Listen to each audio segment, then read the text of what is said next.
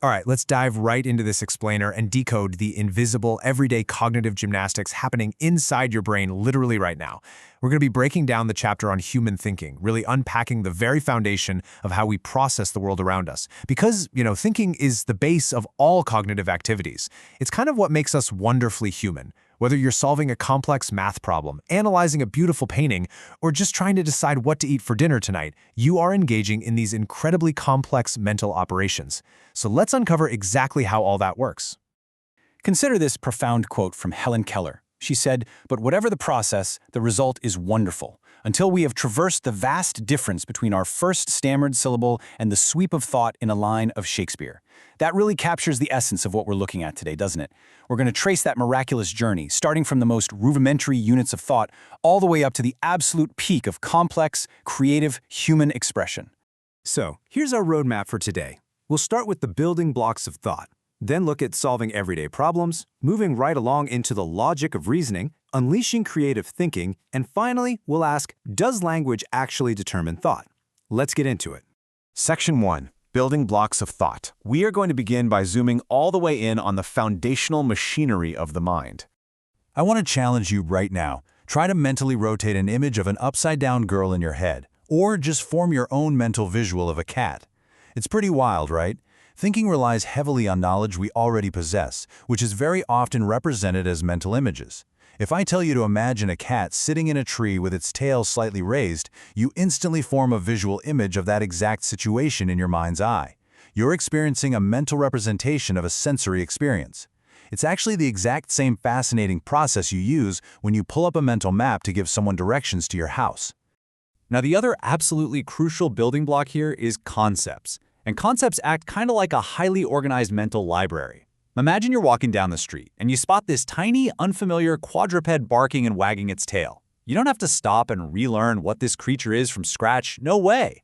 Your brain instantly extracts its characteristics, matches it with an existing mental category, and boom, you identify it as a dog. Maybe it's just a new breed you haven't seen before. This whole concept formation process saves you an immense amount of cognitive time and effort. It literally prevents your brain from overloading every single time you step outside. It's exactly why we can navigate our complex environment so efficiently. Moving on to Section 2, solving your everyday problems. Let's see how these mental building blocks actually interact when we need to achieve a specific goal. Think about something like organizing a school play for Teachers' Day. To pull that off, you're actually executing a highly complex, multi-step cognitive framework, probably without even realizing it. First, you identify the problem, organizing the play. Second, you represent it by breaking the whole thing down. Identifying themes, screening actors, figuring out the budget. In step 3, you plan a solution by setting sub-goals, like maybe consulting some teachers. Step 4 is all about evaluating your options based on cost and time constraints. Step 5, execution. You pick the best play and start running rehearsals. And finally, step 6 is evaluating the outcome. Did it actually work? Was it a success? This kind of goal-directed thinking is a brilliant story happening all day, every single day in our minds. But you know as well as I do, it doesn't always go that smoothly. We very often fail because of cognitive obstacles, specifically things like a mental set or functional fixedness. A mental set is basically our tendency to stick with a strategy that worked in the past. It creates this mental rigidity that totally blinds us to new rules or better strategies. And functional fixedness is even more specific. It's when we are so fixated on a thing's normal, everyday function that we literally cannot see alternative uses for it. For example, totally failing to realize that a thick, hard-bound book can perfectly double as a hammer when you urgently need to drive in a nail. Breaking these rigid mental patterns is absolutely key to unlocking your everyday productivity. All right, Section 3, the logic of reasoning. Let's shift gears into how our brain gathers information to draw conclusions about the world around us. So we obviously rely heavily on reasoning, which is essentially just gathering and analyzing information to arrive at conclusions.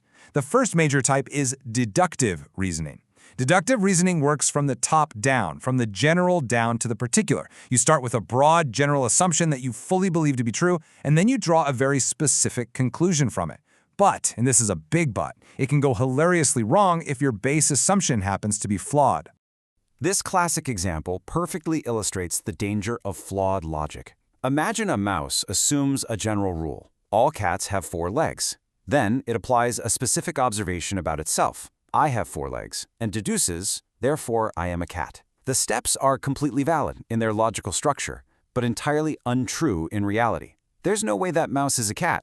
The logic totally holds up, but because that foundational assumption is incomplete, the final conclusion is completely invalid. Conversely, we have inductive reasoning. Let's say you're watching someone frantically running down a train platform, they rush into a train car, and then come sprinting back out holding a bag. You are using inductive reasoning right there. You're building a general rule from a very specific observation. You didn't start with a broad rule, you looked at specific facts and deduced that, hey, that person must have left their bag on the train. And interestingly enough, most scientific reasoning operates exactly like this, gathering specific instances to determine a broad, general rule that covers them all. Moving on to Section 4, Unleashing Creative Thinking. Now we're reaching the real pinnacle of human cognition, breaking the mold to produce novel, reality-oriented ideas. J.P. Guilford, who's a huge pioneer in creativity research, identified two main types of thinking. Think about the contrast here for a second. Are you converging on a single correct answer, or is your mind free-flowing to generate multiple flexible solutions? Convergent thinking is exactly what you use when a problem has only one right answer. Like a math sequence where 3, 6, 9 is naturally, undeniably followed by 12. Divergent thinking, on the flip side, is totally open-ended. It's what happens when you ask, what are all the possible uses of a paper cup? Divergent thinking relies heavily on fluency, which is generating lots of ideas, and flexibility, generating a huge variety of different types of ideas. Building directly on that concept, another pioneer, Edward de Bono, distinguishes between vertical logic and lateral thinking.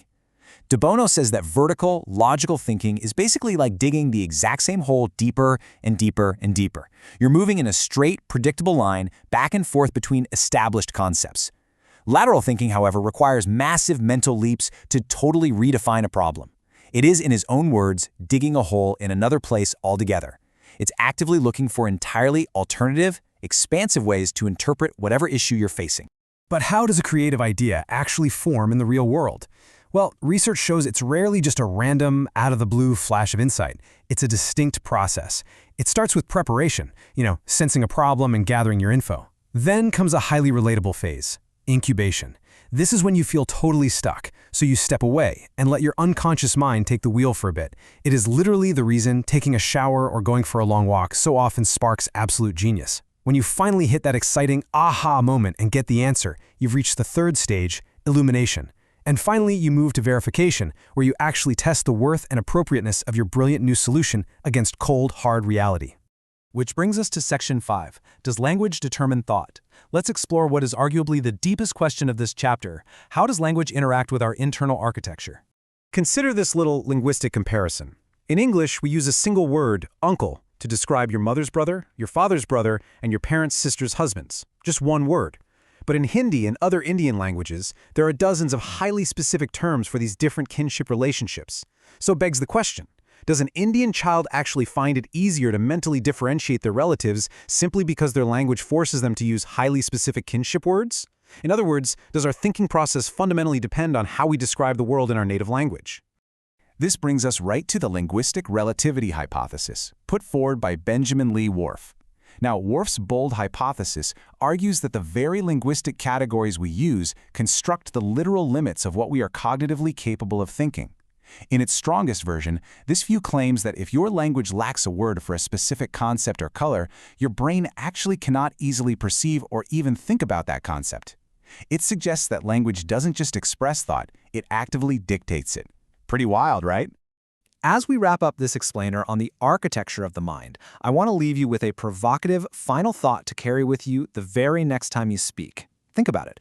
Do you control your words, or do your words actually control your thoughts? Understanding how we build mental images, solve everyday problems, reason through logic, and construct creative ideas gives us incredible insight into the human experience. But the very words we use to understand it all, well, they might just be shaping the boundaries of our minds. Thanks so much for joining me on this journey through human cognition. Keep thinking, keep questioning, and I'll catch you in the next explainer.